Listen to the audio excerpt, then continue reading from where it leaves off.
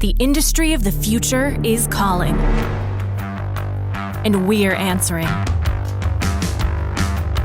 With truly open automation to fuel the next generation of efficient, resilient operations. With practices that protect our planet and empower the ones bringing tomorrow's industry to life today. The industry of the future is open. Are you in? Life is on. Hello and welcome to this presentation. My name is Ian Dover. I'm from METS Ignited, the Industry Growth Centre for the mining equipment, technology and services sector in Australia. I've been involved with METS Ignited since helping to set it up in late 2015, and I've had a number of roles since then. The presentation today is directed at miners, specifically how to win friends and access Australian research funding to solve your key business challenges. In this presentation, we'll have a look at METS Ignited's role in the ecosystem in Australia. We'll have a look at the mining research and innovation value chain. The main part of the presentation will be a plan designed to help miners access matched funding. We'll be looking at then how to win friends through collaboration around the ubiquitous problems that present to mining. And then finally, there's a call to action for those that would like to help do something about it. So METS Ignited is one of the 6 industry growth centres established by the federal government. All of these growth centres have a number of key objectives. In our case, the 2 that are very important for this presentation are accelerating technology commercialisation. What that means is that there's a lot of technology development and research that goes on, but Australia really hasn't received the benefits of the commercialisation of these over the last 15, 20, 30 years. And secondarily, we're looking at enhancing the management and workforce skills to allow a lot of the international maturity that's required in our industry to be developed. So why am I qualified to talk about this topic? Well, I guess in particular, in my early career, I was involved in a major collaborative project in North America, one of only 2 Australians seconded into an aluminium industry project that was brought together Alcoa and Alcan and Reynolds, 3 fierce competitors in the North American aluminium industry. But realizing that they could not solve this problem themselves, and it was essentially a process-related, process understanding problem to open up a new market for the industry, they came together to collaborate and work out how to do this. After 3 years, they went their separate ways, armed with the information and the knowledge that they'd received. I was heavily influenced in all my career as a result of participating in this particular project. Furthermore, I've been involved in a lot of business turnarounds and startups that cover supply in manufacturing, METS and IT. As a fellow of the Institute of Company Directors, I've got national director experience on peak bodies, a university senate, several small and medium-sized companies, and some not-for-profit organisations as well. And for my sins, right in my earlier career, I have a company-based PhD, which integrated metallurgy, manufacturing principles, artificial intelligence and business studies. This happened in the mid to late 1980s, when artificial intelligence was at a very early stage in its understanding and its application. Australia's mining innovation value chain can be depicted in the diagram on the right. This is what we're looking to achieve. Miners as customers on the right-hand side, accepting supply and technology and innovation from METS companies, but also with the backing and the support of the research organisations in Australia, be they applied or fundamental research. For the last 30 to 40 years, the miners, particularly the Tier 1 miners in Australia, have accessed research not only in Australia, but around the world. And they've done that very successfully. As a result, though, the mid-tier miners have not been able to do the same. The money that's required to access the research and the money that's required to run these long-term programs have just not been available to the mid-tier miners. Furthermore, research at QUT's Centre for METS Business Innovation has shown that 75% of all patents in mining lodged in Australia come from METS firms. So if we can actually get the Mets and the researchers to collaborate and solve the problems that the miners put forward to them, particularly the problems that you as miners are not able to solve directly by yourselves, then we will see huge advantage to Australia in mining and also huge international competitiveness improvement in the met sector, which is what we're looking for.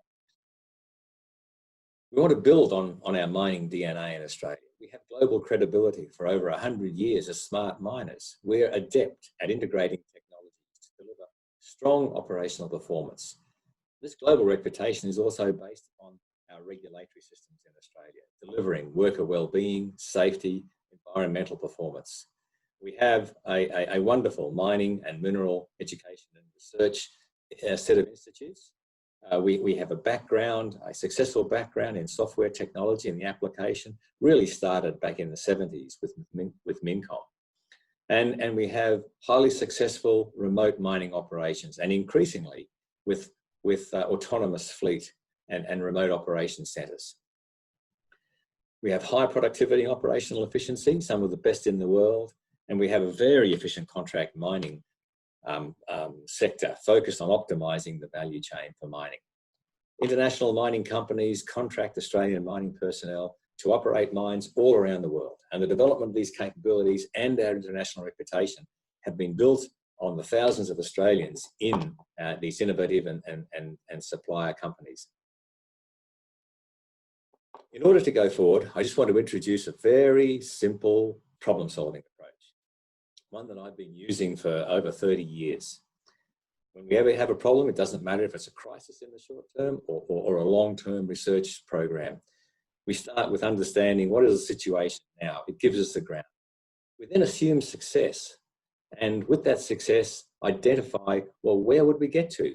What would be the characteristics of that success if we achieve the end point that we're seeking? Once we have the start point and the end point, it's then very easy, to set a plan to move forward from the now to the where. So let's look at customers like mining companies driving innovation and research in Australia. Let's look particularly at the mid-tier miners who for the last 20 or 30 years have generally been absent from significant research programs in this country. The comments that we've had back from the mid-tier miners are such that it takes too much time and money to deliver good outcomes. We can't wait this long for research. We run lean and we don't have the experienced resources available to engage. We're not comfortable collaborating with each other. It's too problematic. It's too risky being guinea pigs. Who else has done this? Has it been done in another sector? We don't like accepting things without a very good business case. This is part of our risk aversion. The pandemic has forced a new set of priorities on us. And naturally, we'd like to own our IP so we can get the outcomes for the lowest cost possible, ideally for free. What these comments and this situation has meant, though, is that other sectors in Australia are achieving a far greater proportion of public research funding than mining. This is disappointing, given that mining has been so important at bringing Australia through the global financial crisis and now recently the pandemic. So if we're successful and we do have miners embracing research to improve performance, what might be the characteristics of this situation? Well, firstly, we'll have miners coming together to discuss and agree their priorities. Now, this happens already to some extent with ACARP and IMARC, but we'd like to see this extended. We'd like to see the mid-tier miners in particular get more involved in coming together to agree on their priorities and having the opportunities to scope the problems, to pass them to researchers, to involve other parts of the research community in Australia that go beyond the technology. The technology is one part of the business challenge. What about the other aspects of the business challenge in terms of the social science or the marketing or the economics? We can bring those in as well, and we should, for the benefit of the industry. Business cases are developed to confirm the investment of funds. We don't want to put money into major research programs unless there is a good business case to support it. We believe that the ubiquitous problems are the ones that are best addressed collaboratively. They're the ones where every mining company has it more or less. And they're the ones that if we address them with a reasonable amount of urgency and a reasonable amount of funding, we're likely to get a far better outcome that then can be delivered to the Australian industry overall. If the miners will pool their dollars, it's possible to leave a much greater business outcome from the research.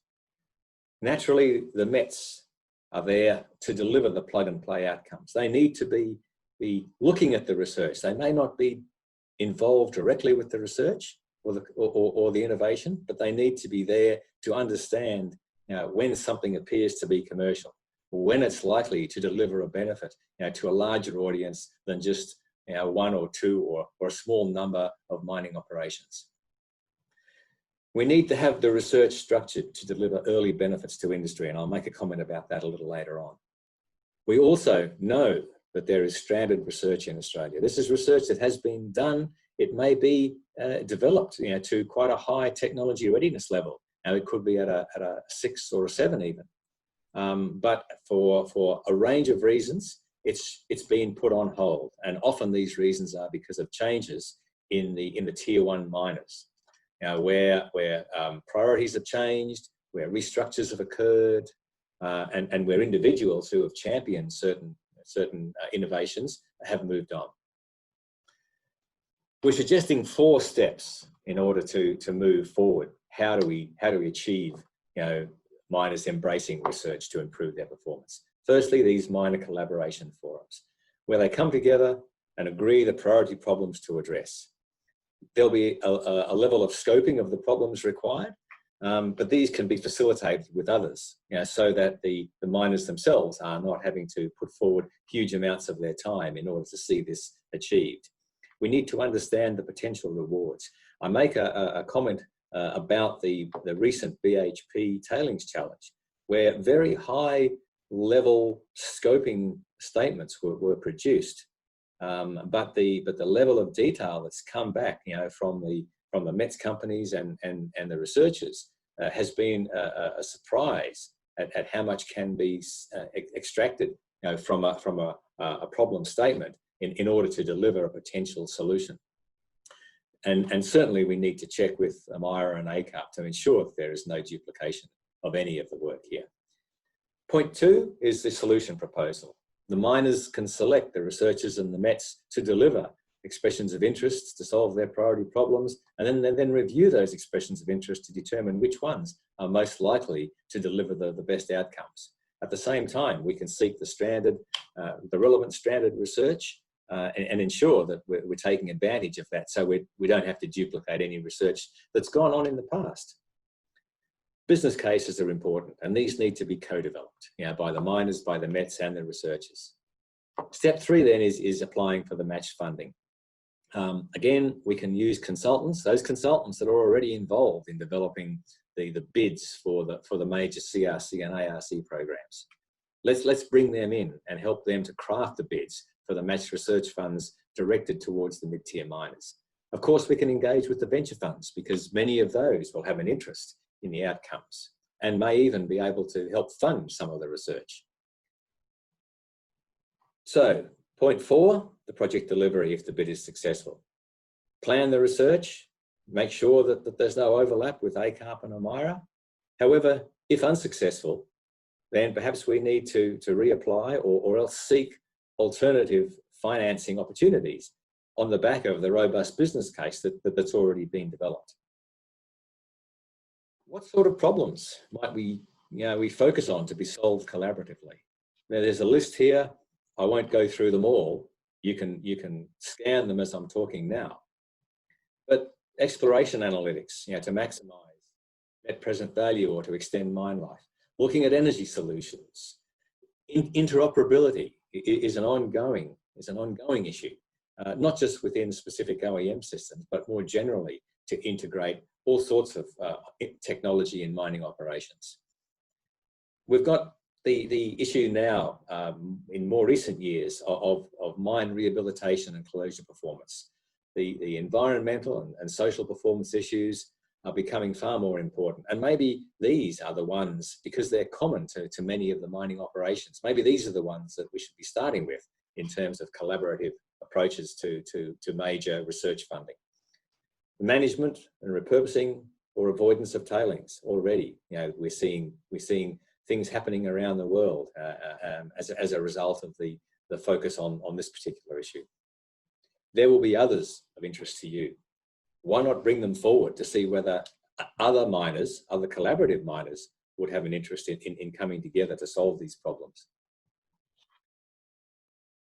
We're not just focusing on the miners here. We're actually talking with the cooperative research centres and the Australian Research Council about how we can influence the researchers themselves to make a change in the way they engage with industry. What we have here is a list of the expectations we've delivered to the researchers. We're looking for major input from customers. Those customers are miners, they could be energy companies, certainly they could be the global METS companies. As the users of the research outcomes, we need their input to understand the benefit and to quantify the market demand. We would like to be focusing on those things which will have a big impact on the industry and therefore a large market demand. Australian METS firms with the commercial track records should be involved to provide the pathways to commercialisation and scale up. This is not just the application in a couple of mining operations, which has often been the definition of commercialisation in the past in Australia. That's no longer sufficient. We need to have good outcomes developed into plug-and-play solutions for application across the mining industry in Australia and around the world. This will then develop the Australian METS sector into a more internationally competitive sector. The students themselves need to be embedded in industry partners so they can become capable of working both in industry and research, using the language of both. Ideally, these research students can participate in any of the industry partners graduate programs as well. This next one is really important. We suggest at least one theme of the research program is devoted to a continuous understanding and update about the market for the proposed outcomes. In other words, what are the trends in the market? What's happening with the customers and the competitors? How's the demand changing? What's the technology changing downstream? What are the supply chains doing with regard to the tech companies, for example? If we're looking at critical minerals and energy minerals. Point 5, research is structured to deliver benefits to industry in the short, medium and long terms. We say benefits and not research outcomes because we note that they may be different. My experience is that having researchers, having students involved and embedded in industry is a great way to have more people, more critical people looking at the process, looking at the data, looking at the modelling that's gone on so far. These can deliver research benefits, or these can deliver benefits to industry way before the outcomes of the research are in place. And finally, we want the research leaders to be able to confirm their industry track records as providers of solutions to business and industry problems. It's not sufficient now that they have a good academic track record. We need them to be able to engage effectively with industry and with business. So before concluding, I'd like to make one comment about this industry clustering. In Europe, in the last 30 years, they have developed now more than 3,000 clusters of companies, big ones, small ones, researchers, government, across all industry in the European Union. We need to take advantage of that in Australia and their learnings, because what this does is lower the risk of innovation coming into major companies. And in this case, the way it does that is that the miners will see integrated sets of products and services coming in, not just a series of point solutions that the miner themselves then has to integrate into their operations. But this understanding is actually set in place from the beginning of the research. And instead, we're building coalitions, if you like, to address the most important problems to miners in Australia and around the world. The call to action then is simple. METS Ignited is already starting to implement this approach to industry-driven research and innovation. If you'd like to explore this with us, if you'd like to become a part of accessing the potential matched government funding to improve your business performance and improve Australia's sustainable economy at the same time, then please email me or give me a call. Get in touch. We're starting this program now. We have already introduced some particular industry topics to researchers. We'd like this to extend more broadly across Australia, across all the commodities, and in particular now that we're starting to look at the value adding to our critical minerals in Australia. Here are opportunities that we haven't had to address for the last 30 to 40 years. The capability is still in Australia, there just hasn't been the market. Come and speak to us, please. I hope you enjoy the rest of your day. The industry of the future is calling, and we're answering. With truly open automation to fuel the next generation of efficient, resilient operations. With practices that protect our planet and empower the ones bringing tomorrow's industry to life today. The industry of the future is open. Are you in? Life is on.